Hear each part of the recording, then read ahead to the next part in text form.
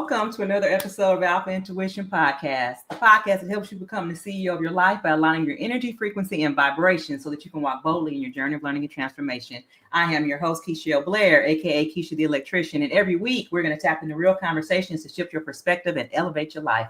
This is where mindset meets momentum, so get ready, y'all. Y'all keep that energy high. And today, before I introduce my guest, I just want to let you know if this is your first time tuning into Alpha Intuition, make sure that you like, subscribe, and hit that notification bell so that you can get notified when we drop our new episodes, which is usually every Saturday morning. Now, today, I have someone that is really special for you guys. This guest, he brings flavor, fire, and focus. He is a culinary innovator, award-winning competition coach, and the founder of Heavenly Catering International and B-Game Coaching. From leading champion teams on the world stage to mentoring youth through food, fitness, and leadership, his mission is all about transforming from the wallet to the waistline. Whether it's through his show, Flavor on a Budget, his nonprofit SOAR, Hospitality and Travel YLC, or his upcoming projects in Costa Rica, he is serving up more than meals. He's serving purpose, health, and wisdom. So get ready to hear words. Get ready to hear how he connects foods with your finance, your focus, and your future. Please help me welcome to Alpha Intuition, Chef Coach Dre Blas. Or is it Dre Blas? Dre Blas. Dre Blas. Let's go. I don't say Blaze. We blazing today. We blazing. We're blazing today. Let's go. Well, welcome. Thank you so much for joining me today. Man, Coach Keisha, I surely appreciate you inviting me on your podcast today. I'm looking forward to it, especially with this Alpha Intuition thing. I'm looking forward to the wonderful things. My mind is clicking in so many different ways. Many of y'all didn't see what we talked about offline, so I'm not even going to share it before we get into it. So I'm going to let Keisha do her show, and we gonna roll with it. So excited to be here. Thank you for having me, man, and I'm excited to be a part of this for you. Well, I thank you for joining me. So look, we're going to just hop right into it because I know people got a whole bunch of things that are going through their minds with all the stuff that I did talk about during my intro. So I just want to ask you really quick. So just tell me a little bit about your background and journey and just how you went from the kitchen to coaching. Now, first of all, being in the kitchen is not, that common for men. So, what kind of sparked that love for food? And then tell me about how I went from there to coaching. So the love of food probably started, I'm originally from Louisville, Kentucky. And growing up in Louisville, Kentucky, when I was growing up, we wasn't big on the culinary cuisine scene. Actually, we ate a lot of the same things because we have that typical story of not having enough money to do anything extravagant, right? And so I was 16 years old. And the first official job that I had, I was working at a sandwich shop where we had to bake fresh bread, right?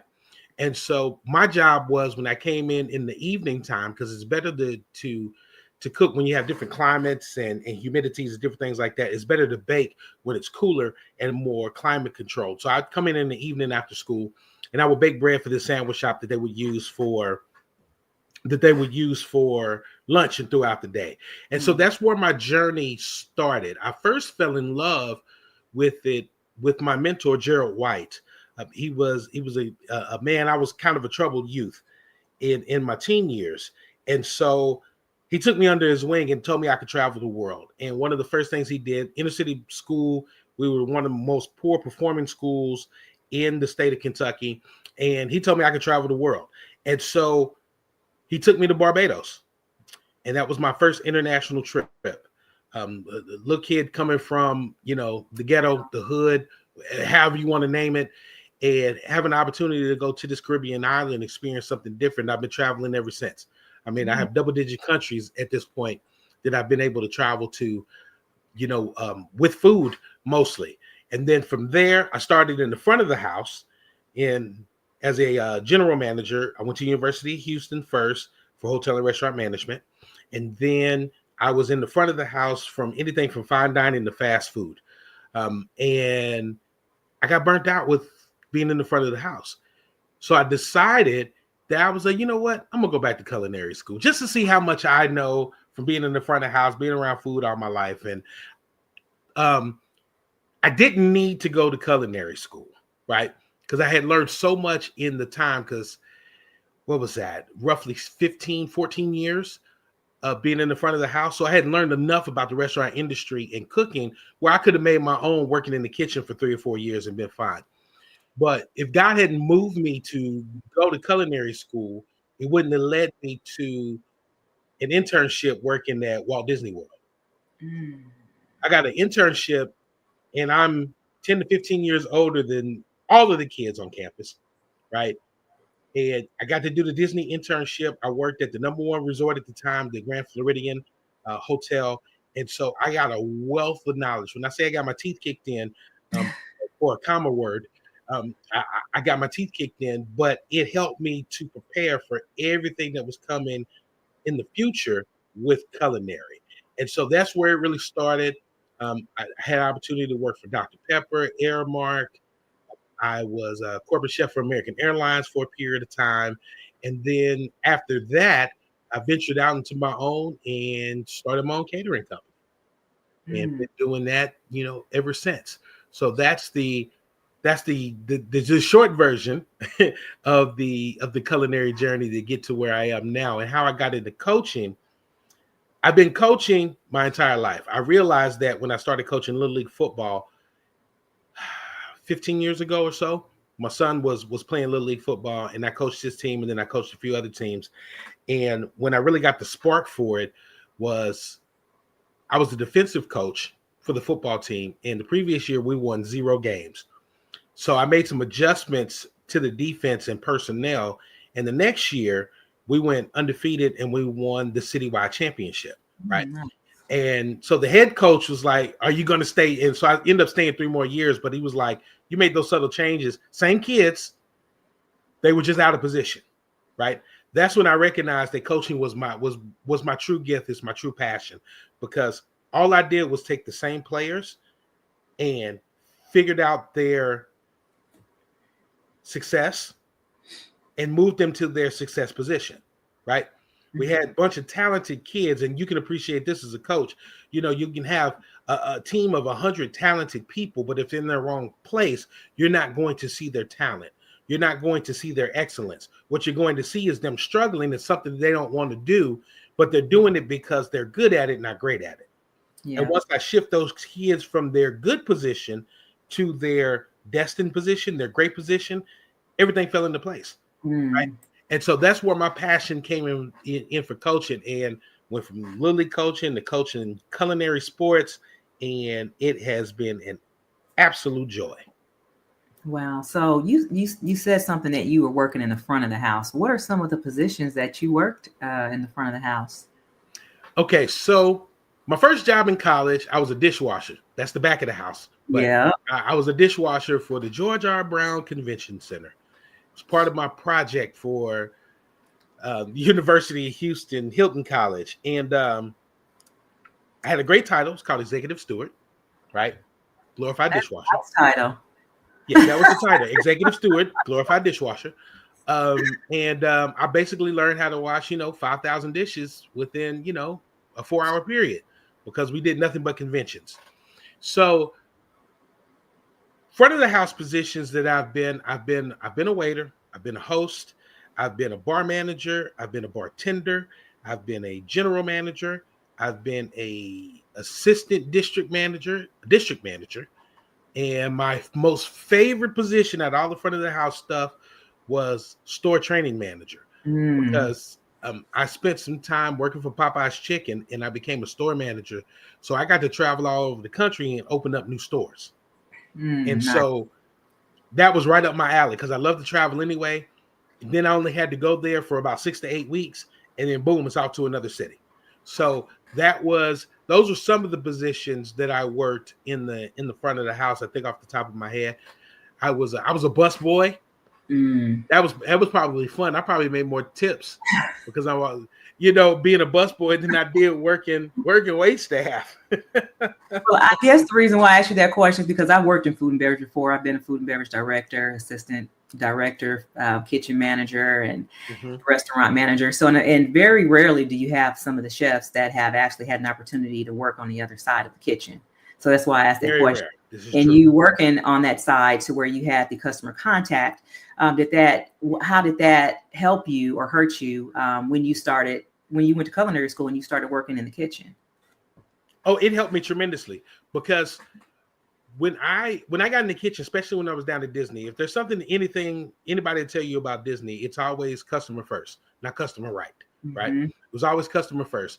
And you are always working when you're at Disney. It does not matter if you're clocked in or not, right? Mm. You help customers, and they compensate you for it. So, it's not necessarily working off the clock, but if you're on the grounds and you see a problem, you call it in, you fix it, you let your supervisor know. It was kind of the whole culture.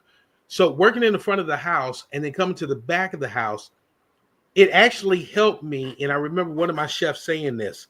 He said, you having the customer service for the front of the house is helping all the line cooks understand this is not just food going on the plate. Look at it as if it's food coming to you. That's right. Because that's what I would explain to him on the line. I said, I've worked both sides. Now I truly understand being on this side when you've got 50 steaks on a flat top and you've got everything from, a black and blue steak all the way up to, shoe leather. You got to remember these 50 steaks.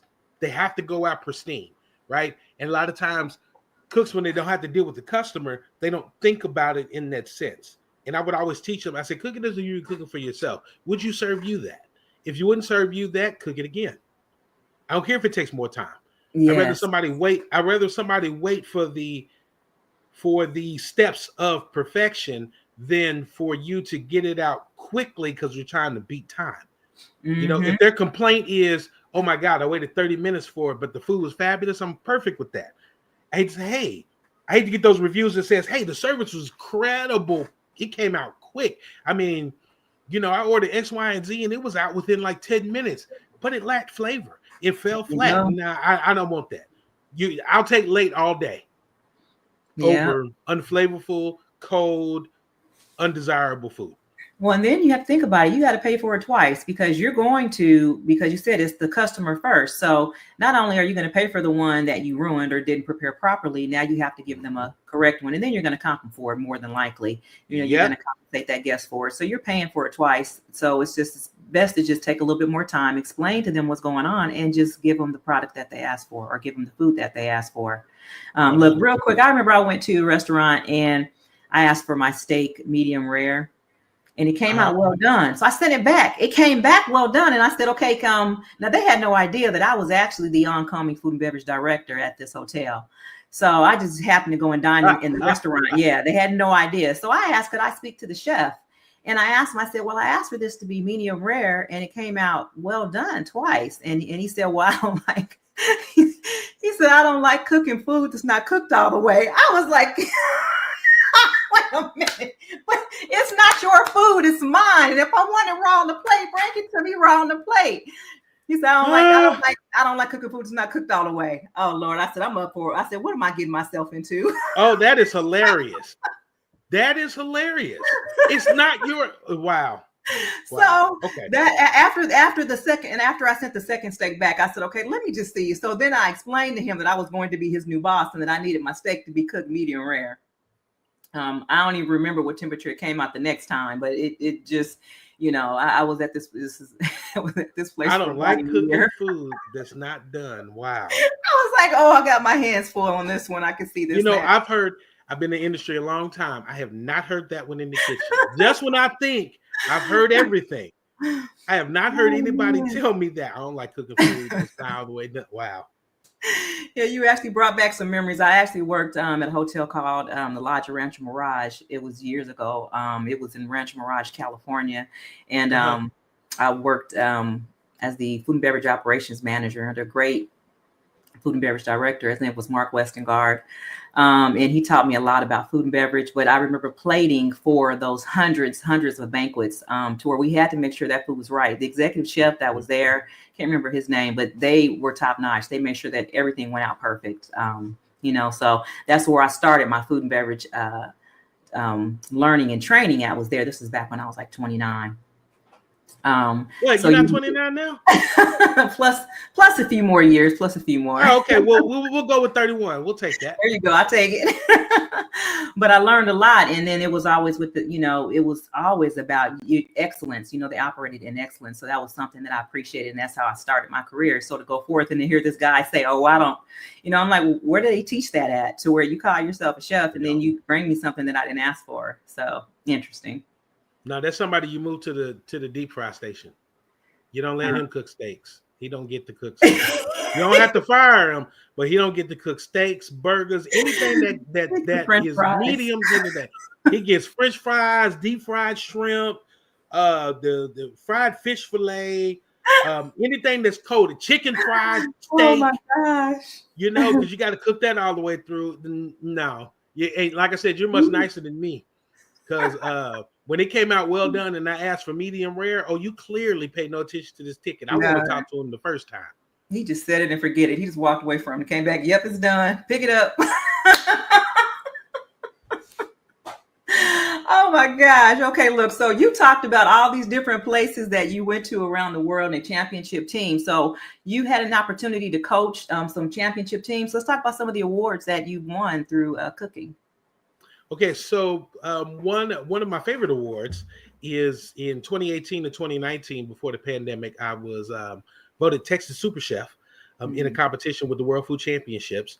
So I got to wear that moniker for 2 years, beating out quite a few of my other, favorite chef friends. There was probably about 4 or 5 of us that got that same recognition for our respective category. For me, it was seafood those 2 years. And so I was excited to have that moniker back in 2018, 2019 with me and my team that I had at that particular time. And then in 2021, actually 2019, I joined Ben Barber Innovation Academy, which does high school culinary competition. Now, up until this point, I was still competing in the World Food Championships. I've had an opportunity to win chili cook-offs, and I've won, burger contests and sandwich contests and seafood contests. A lot of accolades when it comes to competing, because I used to play semi-pro football. And so in the time playing football, when I stopped playing, I still had that drive to keep playing, right? And I was like, what am I going to do? Which is how I got into coaching Little League football. And then when I got out of that, I was like, okay, I still have that itch, right? And so I got into culinary coaching, and it's now food sport is the official title of what they call culinary competitions now. It's food sport. And it's just as intense as being on a field, a basketball court, a tennis court, whatever field, a chessboard, a chess match. I don't know if you ever watched any of the championships of chess. I mean, it's just as intense as shooting a basketball, right? Yeah. And so when I joined up with Ben Barber Innovation Academy with my great friend, Pastor Rob, he had been doing it for some time, but he couldn't get over that little bit of edge. And so I had an opportunity to come in and identify some pain points and make some adjustments, and then also take the plates up to another level. And then we started recruiting other chefs that were popular chefs, like a gentleman by the name of Chef Prefontaine. He was on the, I want to say 2009 or 2012. I could get the dates wrong. U.S. championship team.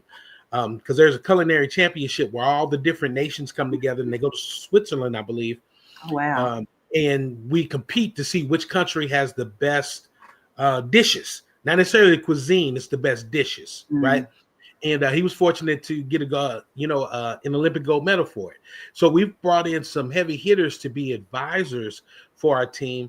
And in the past 5 years, we do 2 parts of our competing. One is restaurant management development or restaurant concept development. And then the other one is culinary excellence or culinary competition. And we've been fortunate since 2019 to now. We have 5 Texas state championships for restaurant design, 2 first place championships at the national level, 1 second place. And then on the culinary side, we're 3-time Texas state champs and 2-time 4th place champs in nationals. So, and Texas being the biggest competing state, we compete against about 42 teams here in Texas. And then we go to nationals and compete against 50 states. So to do that twice in about a month span, because we just had it down in Waco here in Texas, and then we're going to Baltimore May 2nd through the 4th to go for national championship. And I mean, we've had incredible success, and these are juniors and seniors that we take in high school. Oh my goodness, that is amazing! Wow. Mm-hmm. So to get them out there to where they're cooking, so they're actually cooking the meals, they're competing and everything. That's correct. Oh my goodness! That's and you're correct. winning championships with these juniors and seniors. That's phenomenal. Yes, we are, and I give nothing but accolades and kudos to the youth, because sometimes we have 6-day-a-week practices. I mean, we practice like it's a sport. Wow. And they know each other, and it's a well-oiled machine. I mean, I can't speak. I can't speak on the greatness of the youth, because we're talking about 11 and 12-year-olds that are making plates like people that have been in the industry 20 and 30 years. Oh my goodness! Right? So it's almost I'm gonna send you a couple. I'm gonna send you a couple of plates and send you a couple of the pictures so that you can see, because you'll appreciate it as an F&B. You'll look at it and be like, high school kids made this? Yes. 11 and 12th graders made this, right? Wow. They gave up their spring break this year so they can win state, so we can win nationals. None of the kids took spring break. Parents went out of town. Siblings were gone. They were in the kitchen with us, 8 o'clock in the morning, cooking on their spring break. So shout out to the culinary competition club over at Ben Barber Innovation Academy. I appreciate you, and I thank you. Wow, that is amazing. Look, my son cooks. He's 25 now, but his father is a chef, and his father taught him how to cook, and he's actually my sous chef. Whenever I need something done, I will call him in a heartbeat. He knows how to chop, cut, whatever. He does a lot. I know he talked about going to culinary school. I don't think he actually went, but he still does a lot of cooking now. So he learned a lot from his dad, and he took that on with him. So that's just a great skill for anyone to have, especially when you think about children. He's self-sufficient. I don't have to worry about it. You know, there's somebody I don't have to worry about the meals for. He cooks stuff for me sometimes. So thinks about his own, knows how to season and everything. So he does a really good job. Excellent. I'm about to get him down to Texas. And look, and that's also my son, Bishop Osai. He's got music on the internet, so he actually does music. He's an artist, so not just in the kitchen, but also, you know, him doing music, and loves to read, and the boy will pick up the thickest book possible. He will go to a bookstore and get a book that looks like a dictionary. How many kids do that? You know? So anyway, it's immense vocabulary, but it's just an artist mindset. So yeah, he's an artist. Oh yeah, you definitely got to send him his information, because it's funny. Me and you are like on a parallel journey right now. Because my oldest daughter, Madam X, she is an artist as well, and she's got her music on YouTube and Apple Music. She just did a big performance down at the Dallas Music Arts Festival, but she got to be on the big stage. You know, that's when he gets to. He does shows here in Memphis, and he travels sometimes. But yeah, I would love to see him on a big stage. I think not just saying this because I'm his mother. So he has his music on the radio here in Memphis. So he's a local artist, but I really want him to be more mainstream. You got to send me his info. We got to exchange our children's info. Do that definitely, because we got to connect. We got to connect them. I know we're on a podcast for all you wonderful people that are listening. But this is how connections and dreams are made. That's right. In real time. But you know, so when we hadn't really talked about it yet, but we met through Extreme Execution. We're both Extreme Execution coaches. That's correct. Under Dr. Eric Thomas. And you know, as far as coaching, you coaching in the kitchen and you coaching people in real life, well, you know, how does that compare? The biggest comparison I would say is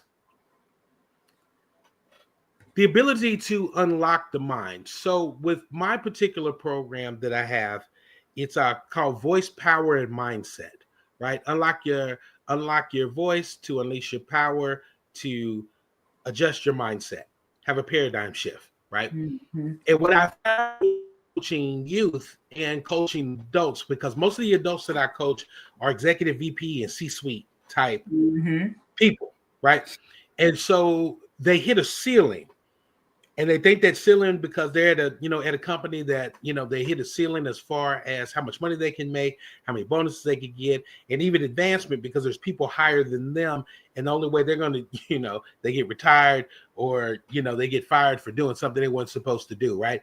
And I always think that they've hit that ceiling. And I told them, I said, well, you've only hit the ceiling because one, you haven't trained your replacement. And two, you don't have enough voice to the people who are influential in changing your time. And so what I do is I teach them to unlock their voice, just like with my youth.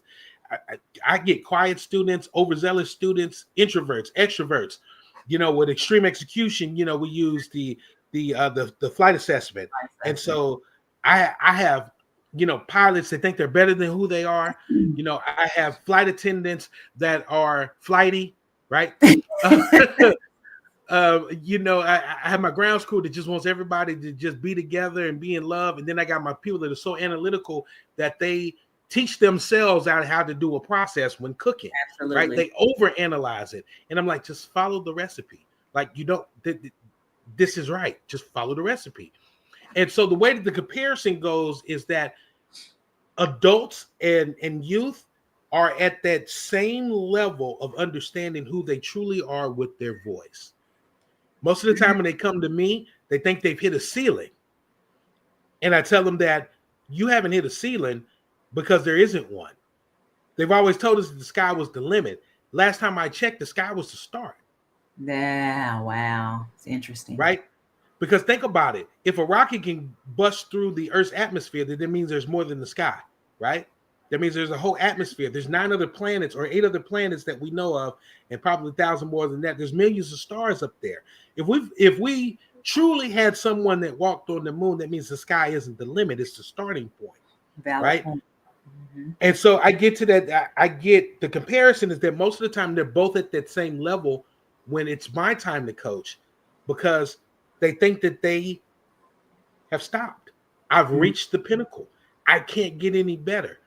And I always tell them, I said, Colonel Sanders created an incredible business at 67 years old. Yeah, I remember he was in his 60s. When he was dead broke. Now, granted, he got that recipe, and everybody can go look this up from a wonderful young woman that worked for him during that time, right? I always got to give my disclaimer to my sisters, okay? But he was able to monetize it. He was able to expand it, and it turned it into what we know now as KFC. He was 64, right? Oh, 67, excuse me. He was 67. So there is no ceiling. There is no stopping point. And because learning is infinite, the only time that you're done is, when they cross your arms and they put you 6 feet under. That's it. Keep going. So those are the comparisons. They're both at the same ceiling that they think that they reached. And then I help them unlock their voice to go to that next level so you can release your power and unlock your mindset. Look, so y'all got a lot going on out there in Kentucky. Y'all got chicken, you got bourbon, you got the Derby, you got the Louisville Sluggers. I didn't even think about that. I'm like, wait a minute, didn't you tell me you was from Kentucky? I did, even though I live in Texas. Oh, and then we got Muhammad Ali. Oh, everybody knows Muhammad Ali. There's very few people that don't know Ali. I didn't know he was from Kentucky. That's terrible. I did not know that.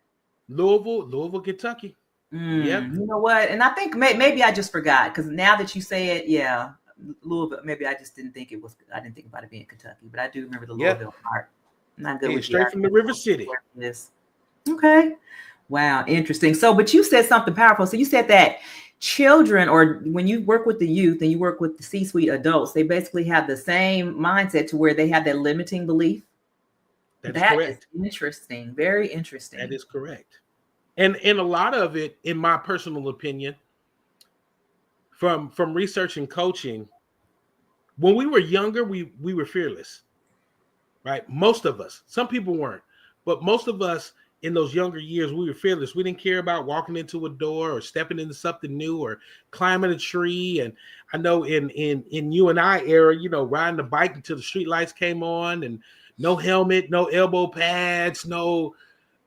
There was no safety requirements. Had the banana seat bicycle.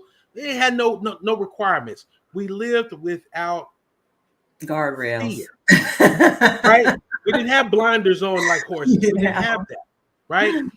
But as time goes on from our youth to our adulthood, blinders are created by the environments that we're in, right? Roadblocks are created by the environments that we're in, the things that we saw, parenting. You know, some parents say, yeah, you can't go to college and get good grades and get a good job. Some people like, no, you'll never make it to college because you don't have good grades, or you're not the smartest, or we don't have the money. And as time goes on, the mind shifts from what you believe you could do to what you have to do based on your situation. Very much, very, very true. Yeah. And so that limiting belief is that ceiling. It's like, okay, I went to school, I went to Harvard, I got a 4-year degree, I now have a master's degree, but I'm still only making, $35,000, $40,000, right?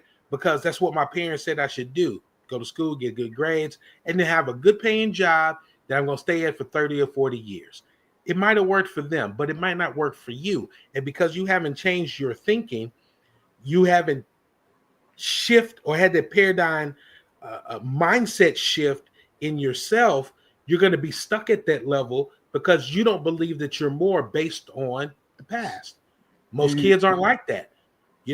If you don't tell a kid that he can't do anything, he can do it. If you don't tell that young lady she can't do anything, she'll do whatever she'll put her mind to. But as soon as you give that 1% of doubt, it's all we need.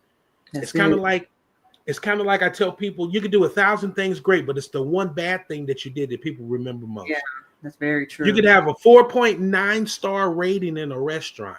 It's the 0.1 star that you miss that people go to the comments and read for. Mm-hmm. Everybody want to flock towards the negative. Yep. It's just part of what it is, right? But if we don't introduce that, the older we get, we got to have somebody that's going to come in and say, hey, that's not you. You are better, right? You can achieve more. Think about what you've already achieved with the limited belief that you already have. Just imagine if you put a you in front of limited. That's right. Put you in front of limited. Your listeners will get that here in a minute. Yeah. Put that you limited. That's you don't right. have to be unlimited. Yeah, that's right. I see it. But I want to give a shout out to Extreme Execution because I have been, I certified as an Extreme Execution coach last year in, I think it was June. So I'm coming up on my 1 year.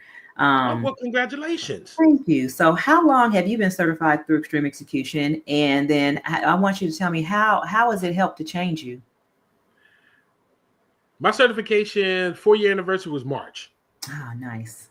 So, and the way that it has changed me, the one biggest thing, I had already known about the personality types, right? I've taken all the Myers-Briggs and all the different, ear jerkers. That's what I call them, the ENTRJS. I call them ear jerkers. That's a lot. Because mine always starts with the E. So I was like, yeah, that's how I'm going to remember it, right? And the disc and all the different ones that are out there. And what I've enjoyed the most about this is that this doesn't pigeonhole you into a certain, or even my clients, it doesn't pigeonhole you into a certain personality type. It categorizes you as your primary with adaptability to the others. See, most of the time with the other personality types, they'll say, you're primarily an introvert, but you can be extroverted, right? They don't say that you're primarily a leader naturally. But sometimes you go into your analytical side where everything, you got to know every single detail. Part of who your makeup is. And it's a natural. Exactly. And it's it's you operating in your natural and your adaptive. They go hand in hand. Depends on the situation. I always think of tragedy when I think about the natural and adaptive. Some people who are pilots, because we're going to use the flight assessment. Okay. That are pilots. Sometimes they tap into their emotional side, the ground crew side, when a tragedy strikes, right? It's like, I'm just, my heart is just pouring out. I want to help, could be tears and things of that nature. But then some people who are flight attendants go into straight repair mode as if they were air traffic controllers. oh my God, well, we need to call 911. We need to get a splint. We need to, get the first aid kit, et cetera, et cetera, et cetera, et cetera. And a lot of it is based on what they have done over their lifetime. Like for myself, I've always been around extremely emotional people. I have quite a few sisters, and I have 4 daughters and 1 son. And so I've been around more people that are extremely emotional. And sometimes, as my friend would say, sometimes you just got to slap them, for them to not be crazy, Yeah. And so I have always been the one that is level-headed in all situations until everybody else is together, because I know they're going to fall apart. They're going to be in their emotions. I can't do this. I'm hyperventilating. I don't know where to go. What am I supposed to do? And so I'm the one that silences the emotion until everybody else is back to their normal. Then it's time for me to cry, because somebody has to be the sane one. Everybody can't videotape the accident. Somebody's got to call 911, right? Everybody can't watch the person passed out on the ground, or somebody having a heart attack or a bad car accident. Somebody's got to call 911. And so I've elected to do that. So identifying who I was naturally and adaptively has been the most influential part of my journey with extreme execution, because it helped me to develop my voice, and it helped me to unlock the voice of my clients in that same manner. Like, you're not crazy. I just want you to operate how you naturally operate, because you're hitting that ceiling because you're putting on a facade. You're putting on a cape and a mask. You're being Batman, right? I need you to be Clark Kent. I need you to be Superman, your authentic self. I don't need you to be Clark Kent, put on the glasses and got to kind of hide and, not be your natural self. I need you to put on that cape and fly strong. Yeah. And I think one thing when you think about clients is that trying to get them to understand that they all have 4 personality types in them. It just depends on which one you use the most at a certain time. So that's kind of like, because especially, for me, when I'm coaching someone that may have an experience with other personality assessments. So it's almost like you're trying to break something before you build it, or, even though the flight assessment, of course, is backed by DISC. So we understand that methodology as well, but trying to explain to them, okay, well, this is the difference. That sometimes that can be challenging, to a certain extent. So have you had to deal with that, to where you may have had to unexplain and re-explain some things when it comes to the flight assessment and the superpowers? Yes, I have. And the one analogy that I use that most people understand when I explain this part to them, I said, it's just like working out and building muscle, right? And they say, well, working out and building muscle, of course, they ask me to explain. Nobody ever thinks about the fact that the reason you're sore and in pain is because you're breaking, destroying, and tearing your muscle to make room for growth. That's good. Those are the 4 personality types that are in you. I'm going to break down who you are so that we can fill it with something stronger and build it bigger. And a lot of people don't know that, because when they think about working out, you're lifting weights or you're running and jogging, you just think about a muscle getting bigger, you getting stronger, you getting faster. And yeah, we know soreness comes with it, but they don't know that soreness is a tear. It's a break. It's a stretching of who that muscle is right now. And the reason it needs to stretch is to bring more growth. And a lot of times, that's what we have to do with our clients. And I have to explain to them, I said, I got to stretch you so we can add more growth. Yeah, I like that. And most of the time, they say, you know what? That makes perfect sense. And I tell them, I said, it's science. Just look it up. It's not me making this up. This isn't a clever analogy. No. When you work out, the muscle breaks down and stretches so that new muscle can come in and become stronger. And that's what we do, breaking down your personality types. I love that. I love that. Now, I'm going to take this back to the kitchen, because when we're talking about the muscles and building, also what goes along with that is eating healthy, because you can't just say that you're going to rebuild and do all of this and then you start putting all this negative unhealthy stuff into your body. So I know you have, I'm going to change the channel real quick, figuratively and literally here, but it's like I want to talk about flavor on the budget. So okay, let's talk about flavor on the budget. Tell me what flavor on the budget is. So flavor on the budget is where delicious meets affordable.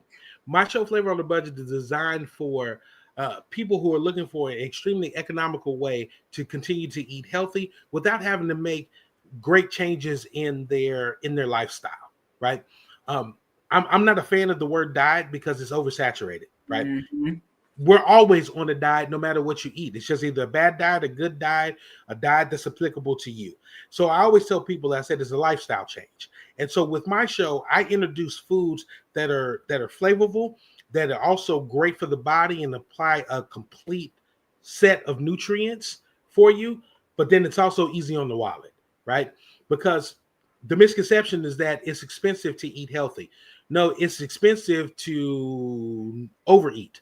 It's expensive to not eat healthy, right? Mm-hmm. Because when you think about the flip side of it, if the food is, and we already know that, I always get hated on for this, but we already know that our government designs food that keeps us sick. Yeah. So that the medical industry could profit. They used to think that they were trying to kill us. No, they're trying to make us just sick enough to live long enough to continue to be on whatever medication, doctor's treatment, et cetera, so that Big Pharma can make quite a bit of money, right? And if that's their thing, more power to them. That's between them and God. That's who they got to answer to when this time is done, right? Mm-hmm. But for us who are here enduring this, we don't have to be on these medications, these synthetics, and all kind of unnatural foods, right? Like most people don't understand that fruits need seeds to grow. Yes. So when you hear that it's a seedless watermelon, something ain't right. This is for all your I don't want no barren watermelon. I'm sorry. So, exactly right. It means that it's not going to reproduce, mm-hmm. right? That's what the GMO, genetically modified organism, means. It's not going to reproduce. That's why when you open up seedless watermelons, you still see those white seeds that are in there, or opaque or pale seeds that are in there. That's because they've been what I call neutered, like they would do an animal. So it can't reproduce. I didn't know that, because I've had some back in the day where they had the black ones and then they had the white ones too. They had both. That's because they were testing and working on modifying it back in the day. Reproduce.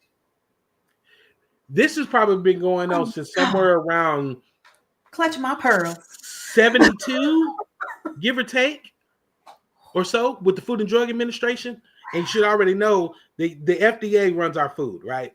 It's called the Food and Drug Administration. I don't tell anybody anything else past that. I said, think about it.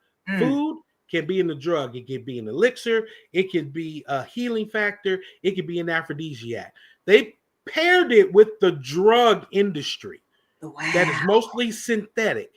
So Food and Drug Administration is the same group of people that governs our food with the USDA, the agriculture, and everything else that goes on.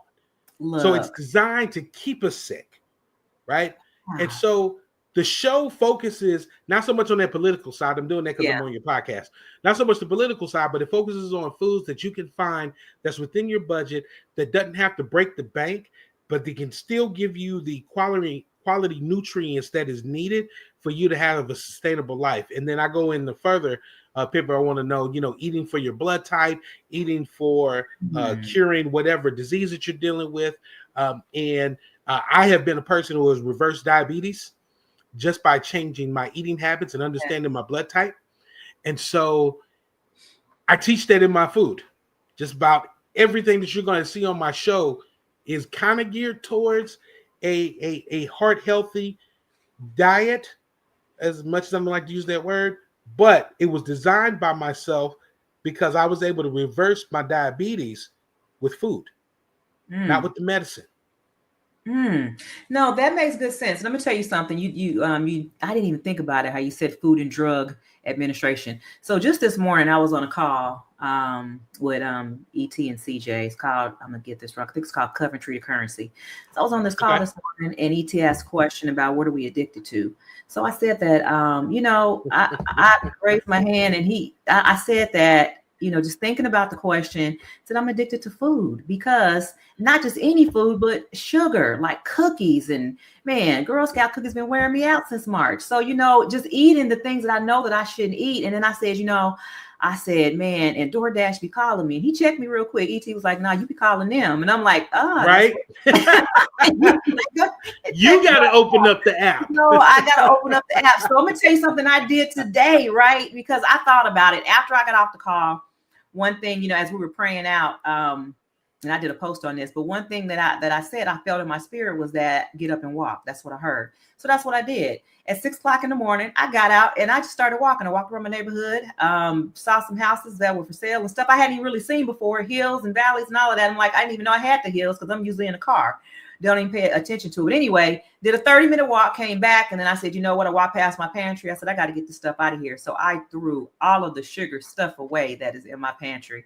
Some of it was like, then now I'm gonna tell on myself. Then after I did that, I tried to Please don't tell me you went and bought some more. No, I stashed it because it still just happened a couple of hours ago. But then I said, okay, I'm gonna go and throw away the stash too because I just hide it from myself. I said, so I'm gonna tell on myself. Now go get the stash and throw away the stash. So if anybody out there trying to tell yourself, okay, I'm gonna stop eating sugar, as you picking up the stuff you want to put to the side, throw that away too. So I had to go and throw away the stash that I created from the stuff I said I was gonna throw away. I'm trying to keep it real. Like, man, sugar addiction is real. Seriously, it is. It is. Yeah. It is. Yeah. I usually teach people when they're trying to get away from a food addiction, take it similar to the Alcohol Anonymous 12-step program. You kind of, wean yourself off because everybody can't go cold turkey, right? Everybody can't go, I'm going to stop right now and then not have the discipline to not go back in a few days. But look, right? Just think. Not everybody. See, your personality type is different. But not everybody. But what if it's a health issue? What if you hear right now that you got to stop or you're going to die? Man, people will change in a heartbeat. They're going to be like, no, I'm going to die. People will change depending on the information that they receive. Well, after watching a few episodes of My 600-Pound Life, I have to beg to differ. I have to beg to differ with that statement. Okay. If they tell you, hey, you are going to die if you keep eating this way. And the people on the show, I'm just like, the doctor is telling you, because the guy, I don't know, I've only watched maybe a handful of episodes. Yeah, I've seen him. But I went on a little bender and I changed my Facebook page picture to him because I was watching him at that time. And I was like, you can ask for a better doctor that's just gonna give it to you raw. He's like, no, he's like, I have these cravings to eat this. No, you don't need to eat. Like, you're okay. You got 600 pounds. 400 is extra stuff. You don't need to eat, right? And a lot of them don't stop. Some of the follow-up shows, these people don't stop. So that's why I adapted teaching people to wean themselves off, kind of like you do with a baby, right? When you got to wean them off their mother and, they got to start going to school, or if they were a pacifier type kid, or wean them off the pamper and teaching them how to potty. Sometimes you have to do that. Remember, I told you earlier, kids and adults, they're at that same ceiling level, right? And everybody don't have that. I know you look like that same ceiling level. Yeah, I know. And I know for you probably have the discipline to do it because your personality type. It's like for the first few hours, you're just like, oh my God, I just threw away, $100 worth of sweets, but I just got $100. I feel 100 times better because I know I'm not going to have these cravings. And 3-4 hours later, you might have the cravings. You're going to be like, nah, I'm not going to do that. In 2 or 3 days, because of your personality type, dropping everything at the moment, you'll be fine. And then you can go ahead and have you an all-fruit popsicle. Like, one of my things is, I'm not a sweets person, but there's a company out there called Outburst. I think is the name of it. And all the popsicles are 100% fruit, right? And they got raspberries and blueberries and things like that. And it's like 110 calories, and it has like 1 gram of sugar in it. for the entire serving of what you need for your daily balance.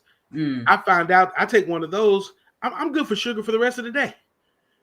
You know, and it's only 1 gram of sugar. And you only need, I think the daily allowed is like 17, 18 grams on a basic 2,000 calorie diet per day.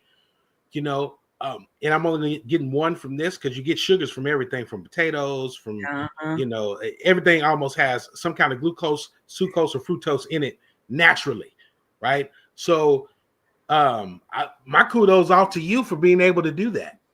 Well, I'm gonna tell you what I did that really made me just think about it. I went and stepped on the scale, and I'm like, okay, I've recently, I don't know, you know about my weight loss journey, but I was 277 pounds. So over the last 18 months, I have lost, well, it was up to 82. I'm back down to 72 because I've gained 10 pounds back recently. But last month, I participated in Ramadan. So I didn't really I didn't really gain, but I was still new. I was under 200. And then since Ramadan ended, I've been eating all the stuff that I wasn't eating during Ramadan.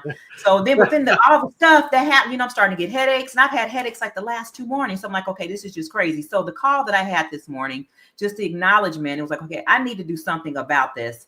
And the only person that can make that change is me. So when I stepped on the scale, even though it was down like a point or two, I'm like, this is not it. Went walking, came back and said, no, we're going to get all this stuff up out of here, because while I'm in this right here in this moment, I need to do something about it. Because if I wait, guess what? I'm gonna get hungry and I'm gonna see something. And then even I threw it in the dumpster, even the surplus out there in the dumpster, and they came and picked up my trash already because today was trash day. So I don't even have it. I would have to go work to go and get it. So that was why it was important for me to do it today too, because I knew that trash was about to come get picked up.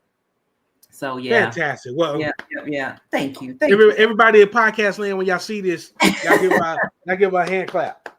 Most people can't just do it. Look, and then I was looking. Then it don't take nothing but for me to go look at a picture of me, 277 pounds, to realize that I'm not trying to go back. I'm not going back. I'm not trying to go back. So yeah, 10 pounds. No, we're gonna go ahead and get that off. So I got to go 10 pounds back in the negative direction, not in the positive weight direction. That's about the only time we want to see negative numbers is when we losing weight, right? That's facts. Look, I want to talk about this. I know we were throwing around a title, so I got on here wallet, wisdom, and waistline. So what is it that you do on the show to where you incorporate all 3 of these when you talk about the wallet, then you go into the wisdom, and then the waistline? So when you're watching the show and you're seeing me prepare the dish, one of the things that I do throughout the show is that you'll get the recipe ingredients and the cost analysis on what it would cost for a family of 4 to 6. So you actually get to see that this complete meal will serve a family of 4 to 6 under $20. Now, in that same thing with the waistline, I teach them, I said, this is at serving size. So if you want to stay healthy, eat it at this serving size. This serving size is 639 calories, right? And that's just one meal. You got to think, most of the time you have 3 meals in a day. Most people, right? But you're still only supposed to consume 2,000 calories or less to avoid about 90% of the diseases that are out there, from heart disease to diabetes to certain cancers, right? That's why you see that on the back of ingredients on the back of things when they talk about the daily value percentage that's on the back of the food and things like that. If you can follow that guideline, 90% of the time, you'll have a healthy lifestyle. Most problem with the people is that we don't know how to follow the serving guideline, right? If it says 1/3 of a cup is a serving, that don't mean eat a cup, because now you're tripling what you would normally eat. So if the serving size, 100 calories for 1/3 of a cup of rice, and you eat a full cup of rice, it's now that 1 cup of rice is 100 calories, you just consume 300 calories, right?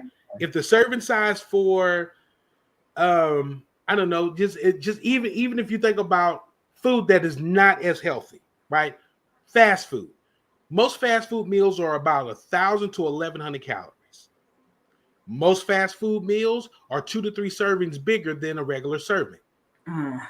Example. And I like to use McDonald's as an example because they still sell billions of burgers, right? The kids' meal burger is a serving size. So the kids eat the serving. That's probably a little bit too much for them, but technically that's the serving size for the average person. Okay, that one little cheeseburger. We all know they keep getting smaller, but that one little cheeseburger, one little thing of fries, and that little 12 ounce to 16 ounce, beverage. That altogether is about 650 calories. That's not we don't bad. eat like that. We get a quarter pounder, right? With cheese. Quarter pounder with cheese is like 3 of those small burgers on a bigger bun with more meat, right? More toppings, sauce, more lettuce, cheese, pickles, onions, all on a sesame seed bun. Think about it. And then you go from a small fry to a medium fry, which is double. Then you go from a small drink to a medium drink, which is about 10 more ounces. And so it begins to add up, and we don't eat according to the serving size, right? And so for the waistline part of my show, I explained to him, I said, this is a serving size. If you eat more than this serving, you're not going to get the yield out of it. You're not going to feed 4 to 6 people if you eat 2 bowls and you still got 3 kids to feed. Somebody's not eating. And if you start putting that into practice, you will start seeing changes in your body without any exercise, without any fasting, without any particular diet. And this is for any blood type. Cutting down your portion sizes, right, is just as effective as working out, eating for your blood type, eating for whatever disease you might be dealing with, eating for your age, eating for, with women, eating for according to menopause, hormonal changes, men with testosterone issues, extra estrogen. If you begin to get away from our American standard of eating too big of portions, and I live in Texas, we eat way too big in Texas. Big in Texas. Right? So if you start going to half sizing it, a couple of things that you're going to see. You're going to see improvement in your health. You're going to see an improvement in your skin, your thought process, your comprehension, your conversations with people. And you're going to see that you're not spending $800 a month on groceries. You're spending $700, $600, $500. Because if you eat 3 times a day, think about if you split lunch, right? And you eat lunch for dinner. You might have went to the store and paid $12 for this salad at Super Salad or Ensalada, any of those places like that. You pay $12, $13 for this salad. Well, if you split it in 2, you have one for lunch, one half for lunch, one half for dinner. You only paid that one time, as opposed to most people, they pay the $12 there. Then at night, they go get another $12 salad or a $12 meal or go out to eat for $20. Or call DoorDash. Or call DoorDash. Just imagine, even if you still did DoorDash, imagine if you ordered from DoorDash and you split that meal in half. That would cut your DoorDash budget in half. That's right. Right? Even if you cut it out cold turkey, which is great. But imagine, what's one of your favorite restaurants you like to DoorDash from? Ooh, man.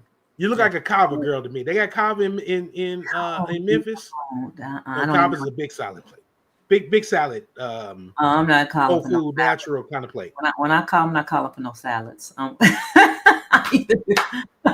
Okay, so what's your favorite food plate? I love pizza. So when I try to eat cheese pizza, and I put I put pineapples and vegetables on it. Okay. So yeah, I do pizza. So do you do a large pizza, medium pizza, or personal? I do like a personal, and I do like the cauliflower. So I even try to keep it healthy, even when I do DoorDash. I try to eat healthy stuff. So do you finish the entire cauliflower pizza? Oh yeah. But it's not that big. It's a personal one. A personal, that's like a small, extra small, a medium. That's medium. So what's the calorie count on a cauliflower pineapple vegetable pizza? I have no idea. You want me to look real quick? No, you don't have to look. I just want you to think about it, because see, you're continuing on your weight loss journey. And you've noticed that since you fasted during Ramadan from sun up to sundown, right? Now you're getting back to eating what you were doing during the fast, and you're starting to notice headaches. Yeah. Probably a little bit relaxed, some fatigue, et cetera, right? Fog, all of that. Yeah. If you're not going back into a fasting season like when you were in Ramadan, cut your meals in half. Mm. You'll see less of that. You'll see less of the fatigue. Even that cauliflower pizza. Because I'm telling you, even with it's cauliflower, but it's manufactured cauliflower, not manufactured in the sense of, going through a whole machine and everything else. Because most of the time cauliflower is gluten-free. So it has a lot of less stuff than a regular pizza would. But that whole pizza can still be 800 calories for 4 or 5 slices. Do you know how to make the cauliflower crust for pizza? I do, but we make our own gluten-free crust. So I have I'm asking because when I come on Flavor on the Budget, that might be what I want to make. You know what I mean? We gotta make some pizza. You know what? We can do that. We can do that because I have a brand called Uncommon Foods that we do nothing but gluten-free products. Okay. And so we have our own flour blend that's cup for cup.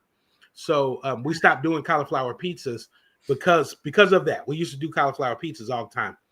Because my missus is gluten free, and so she doesn't do any gluten, right? And so she worked 4 years on developing this flour that she could do cup for cup, so she can make biscuits, breads, and everything else. And you can get it in stores. Nope, we're still working on that manufacturing deal as we speak. Okay, got it. But it'll be coming to the shelves as soon as the Lord allows it. It's a lot of paperwork and red tape. And, because of, it gets a little difficult sometimes. I understand. Yeah. So look, let me ask you this question. So, what is, do you have a cookbook? Not yet.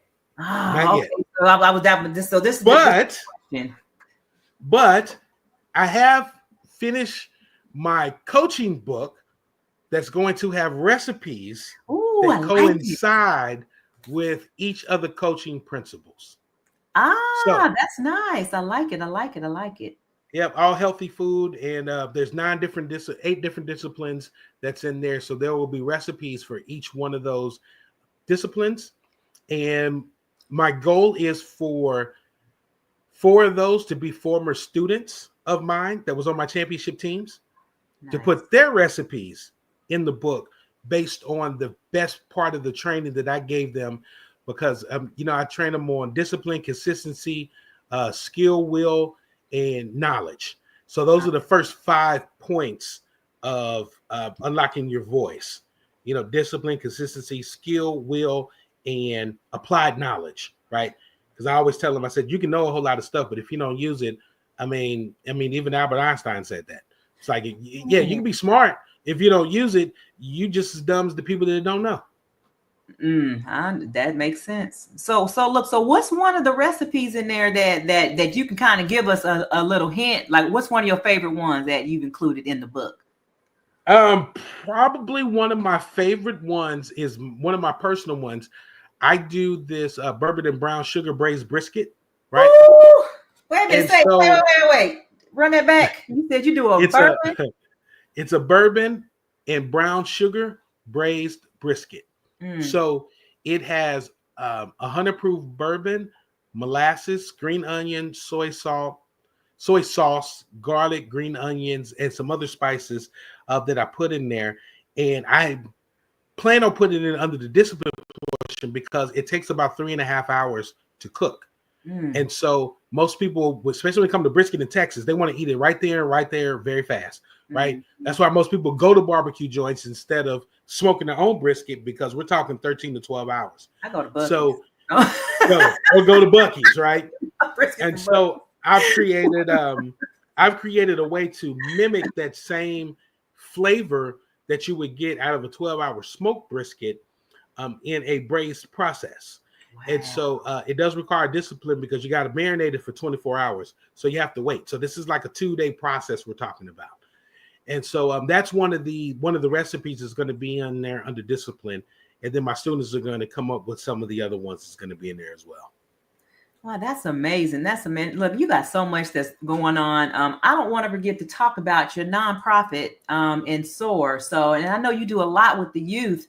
And so tell me just a little bit about your nonprofit, SOAR Hospitality and Travel YLC. So SOAR Hospitality and Travel YLC, the SOAR stands for Success Over and Above Reality. and it's our give back. So our CEO and founder, Rosie McCamery, me and her went to high school together. And so she's a few years younger than me. She likes to tell everybody that when we talk, right? She's a few years younger than me, but when we were in high school, she also came through that program. And she was she had her troubles in the same neighborhood that I grew up in. Our same mentor, Mr. White. Her first trip was to Barbados as well. Changed her entire trajectory of her life from being a troubled youth all the way up to now. She is a councilwoman in her home, in her current city of Roselle, New Jersey. Right. So it was very impactful. And we always said when we got old enough, that was going to be our give back. That's going to be our pay it forward. So when she created SOAR, she called me and I said, I'm in. And so 2013 is when we got established. And for the last 5 years, we've been extremely active. We probably graduated over 100 plus students from our virtual business entrepreneurship and hospitality and travel programs. That started during the pandemic because we were opening up a whole school, and then the pandemic hit. So we said, you know what? Why don't we offer our classes online, do it virtually? So we've been doing that for 5 years, and we've been fortunate to take our kids on 2 internships, one to Barbados, where we got our change of life, and also Jamaica, and then we plan on going to Costa Rica this summer. So we help youth. We empower you to be change agents for the future in the areas of hospitality and travel. And we also teach them about business and entrepreneurship from a small business owner growing up into, C-level type businesses.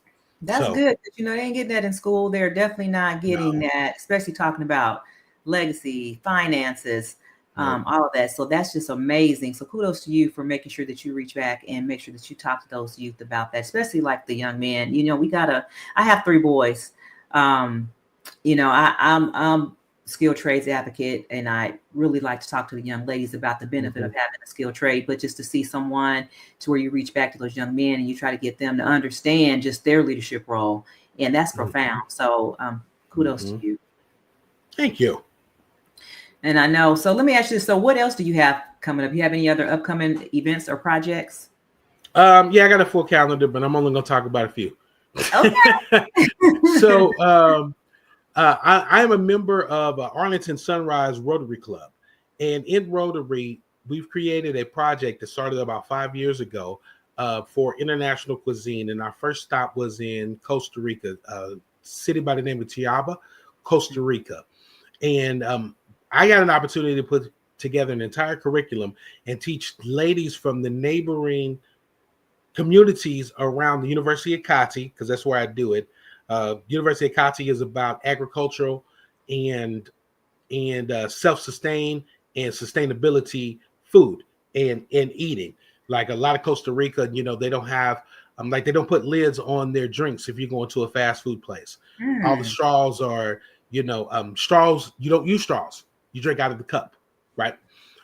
There's a lot of things that they do with sustainability. So I was challenged to create a program to teach ladies in the neighboring communities about international cuisine. And my goal was to have them to go teach it to the people in their community so they have a more diverse palate than what they just eat in Costa Rica. Started with 16 ladies so far. I've been to Costa Rica 5 times in the last 2.5 years with continuing education in Costa Rica.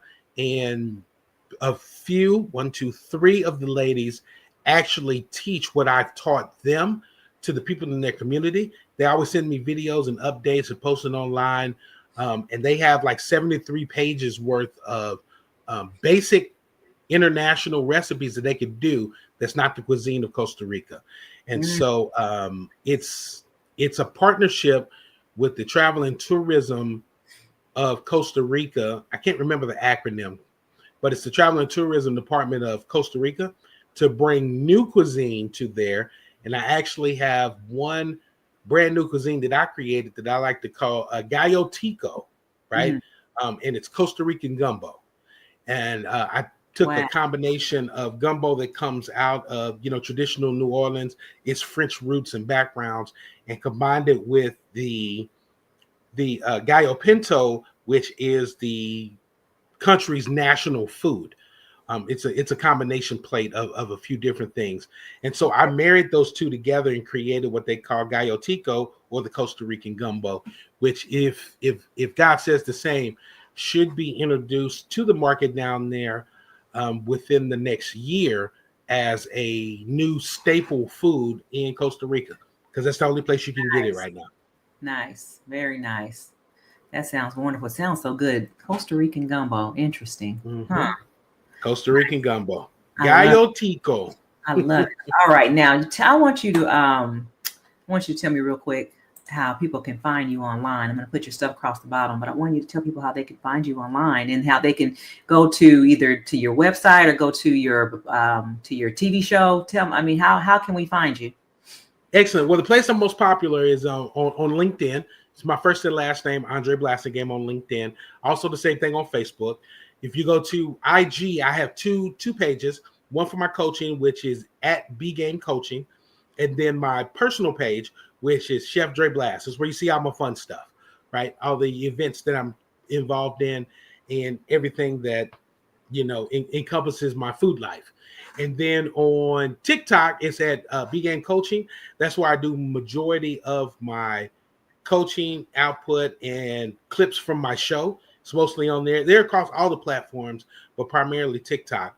And if you want to watch the show, you can download the Dallas Global Network TV, which is DGN TV app on Roku. And you can download it and watch it on Roku. All the episodes are currently available.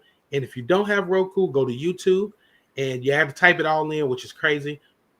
Dallas Global Network TV. You have to type it all in just for it to come up at DGN TV. I'll make sure I put it in the comments so people can see it. I'll make it really helpful. Yeah, it's the YouTube algorithm. I don't understand, but it's at DGN TV. But you got to look up Dallas Global Network TV to be able to pull it up if you don't have Roku, and you can see all the shows that I have on there.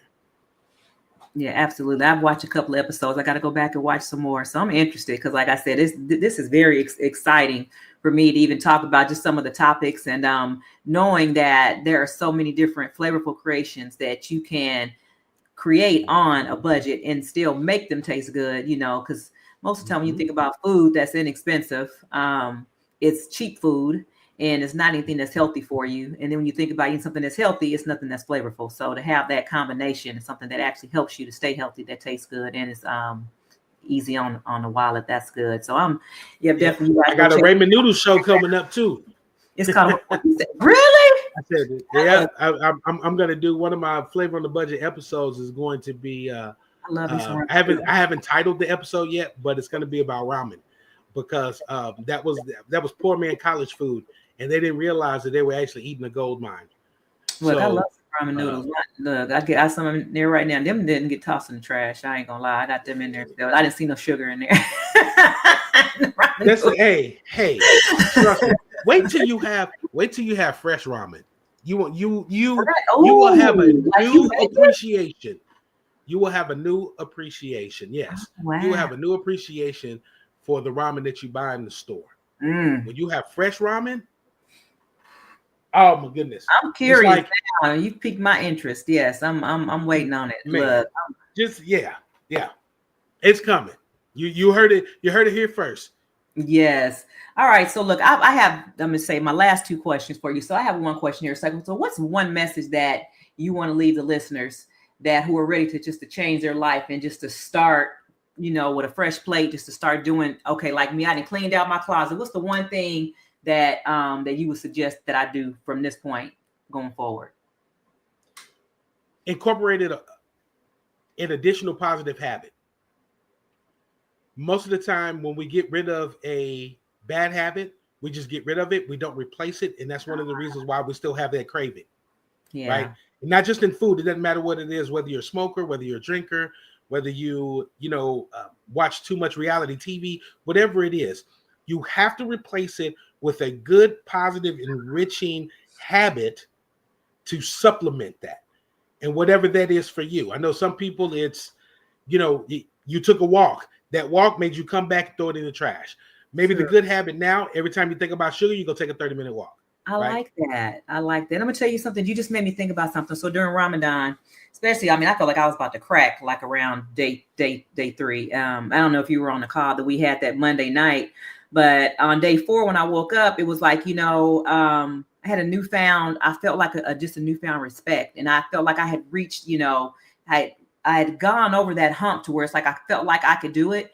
And there was a shift in my mind. And what I did was I started reading the night before. So every time that I got hungry during the day, because you can't have two thoughts at one time, I wasn't thinking about eating. I started reading. So I started reading, and then that helped me to overcome that hunger pain. And then by the time when the sun went down, I wasn't even hungry. I wasn't even thinking about it. I would still eat later on, but it wasn't my focus like it was throughout the day. So that's a good idea to just put something positive in place of that. Now that I've removed that sugar, it might get me out the house more, walking around the neighborhood. Mm-hmm. And even if it just, you have to replace it with a positive habit. Yeah. You have to, because when you have those moments of when you would do it, like you crave the sugar, and you might crave it when you're absolutely not doing absolutely anything. You're not walking, you're not reading, you're not watching TV. You're just sitting on the couch and like, you know what? I think I want a Reese's cup. You don't really want a Reese's cup. It's your body doing what it normally does. You don't really want that Reese's cup. It's just that you've been sitting there and your body's like, normally when we have 10 minutes to sit, we go pick up a Snickers bar, or we go get Reese's, or we go grab M&Ms, or whatever your sweet pleasure is. You have to find something positive to replace that. So when you think about, oh man, I'm just sitting here, you know what? This be a good time for me to catch up on my word. This be a good time for me to, read a few, scriptures, or me get a good book, or, instead of looking at, the trends on social media, how about I go to, apps like Mindscape and take 30 minutes and read the summary of a good book. Yeah. Right. So you've got to introduce a new habit to keep the old habit at bay, because it's still in your subconscious. And when you think about it, it gets strong. And then Easter coming, you already know you got some little bitty chocolate eggs. They're gonna be lining the aisles. You go to the register. That's why I'm gonna order my groceries. I'm gonna pick them up. That way I don't even have to go in and try to fight the temptation. Them little bitty Reese's peanut butter eggs, Lordy. They will get you. All right, look, Andre. Final question I have for you is that, so the name of the show is Alpha Intuition. When you hear that name, what do you think about it? What does it mean to you? So for everybody who watched from the beginning, so this was the question that I was talking about. I wanted to talk a bit later, right? And I've been thinking about it the entire show, and I actually wrote some things down so I wouldn't forget in the interim to go through. So my first initial thought of Alpha Intuition was the leader of a wolf pack. That was the first thought, because I am the leader that leads from the front without my presence being there. So when you think about the wolf pack, the strongest are in the back. The second to third strongest are in the front. The weaker is in the middle. The leader of a wolf pack trails behind because he doesn't want to leave anybody. It's kind of like a relay race. Yeah, I like that. He trails behind and watches the entire motion going forward. He's an alpha. Unlike the lion, who's also an alpha, he leads from the front, right? Nothing wrong with either approach.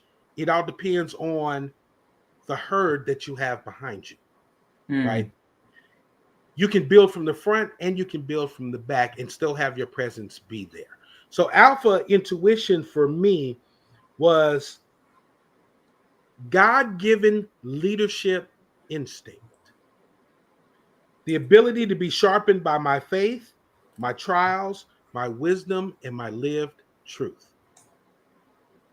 That's how I operate in Alpha Intuition. Like a wolf pack from behind, being sharpened by my faith, trials, wisdom, and my lived truth. I like it. Profound. Yeah, I told you I had to write it down because I've been thinking about it every time, and I knew you'll probably see it, once you come back to it. Every time you see me look down at my phone, it's like, okay, wait a minute, because I have oh, you can't see it because of the green screen, but I got a whole lot more notes. I had to condense it down because the full thought was alpha intuition can be me operating at my highest level of instinctual insight. It's my inner voice and my gut feeling that leads me boldly and helps my logic kick in because I'm very logical. Patterns that I have the ability to read people, great discernment, senses for outcome, and I know how to act decisively with confidence. The assertiveness and unshakable part of rooted life with my spiritual discernment and my core values. That is the full, description that I'm writing every time it pops in my head. I just jotted it down for this entire hour or so we've been on this podcast. And I said, how can I do this in a short, concise thing where I have to read this whole paragraph to get the point? Faith, trials, wisdom, and live truth, is my alpha intuition, God-given leadership. There you go. I love it. Bam. That's a mic drop. Don't think I ever had anybody put that much thought into it, and I appreciate it. That is amazing. Yeah, I told you, because when you asked me, I was just like, I never thought about it before, because I know what, intuition is. I know what alpha is. First intuition, first thought, gut feeling. That's kind of how my brain kind of worked it. It was like alpha is usually the beginning, alpha and omega, the beginning and the end, right? So there's the beginning, alpha, then there's intuition, which is that feeling, desire, deciphering, discernment of what is going to happen next, having that natural intuition. So that's how my mind first started with the question. And so I was like, beginning of my gut reaction, my initial feeling. How would I word that? Like, what is that instinctually? Exactly. And I just kept asking myself that over and over. So I just pick up my phone and jot it down and jot it down again and jot it down again. And that's what I came up with. When I come on Flavor on the Budget, I'll tell you where it came from. Okay, good. Save it for Flavor on the Budget. So that means y'all leave alpha intuition, check out Flavor on the Budget so you can see Coach Keisha talk about how she got that name and where it came from. That's it. Bam. All right, guys. Well, thank you so much. That is it for today's episode. I hope you guys enjoyed all of these topics that Coach Chef Dre Blas and Game has brought to the table, and let us know how to cook these meals up. So you can be waistline. What does it say? Watching your weight. Waist weight. Oh, I'm gonna get it wrong. Waist. Dang it, say it for me because I'm gonna forget it. Waistline, wallet, and weight. Waistline, wallet, and weight. I can't even do my outro. Waistline, wallet, and weight. I'm gonna get all tricked up on these W's like a Wasley Wabbit. Waistline. You can even. Here's one that you'll be able to remember: wisdom, wallet, and weight. There you go. Wisdom, wallet, and weight. I know the name is different. What we originally agreed on. But that would be a little easier for people to remember. Wisdom, wallet, and weight. There you go. I like that better. Wisdom, wallet, and weight. All right. Well, as always, guys, you guys know I love hearing from you, even when I got these bloopers going on. If you have any questions for me or any questions for Andre, just make sure that you put it in the comments. We'll try to make sure we get to them. And then drop us a line. We love, hearing all the comments that you guys have. If anything inspired you, please make sure that you let us know. And if you enjoyed today's topic, don't forget to like, share, and subscribe, and leave us a review and let us know what you thought about this episode. You can always connect with us. I put Andre's stuff in there. I'll drop it down in the comments for you. You guys know how to connect with me. I am Keisha the electrician, so you know how to reach me. But I want you guys to remember one thing, that the journey to the top of any mountain begins with one single step. Don't stop, keep climbing. Thank you for joining today. And remember, keep that energy. Peace.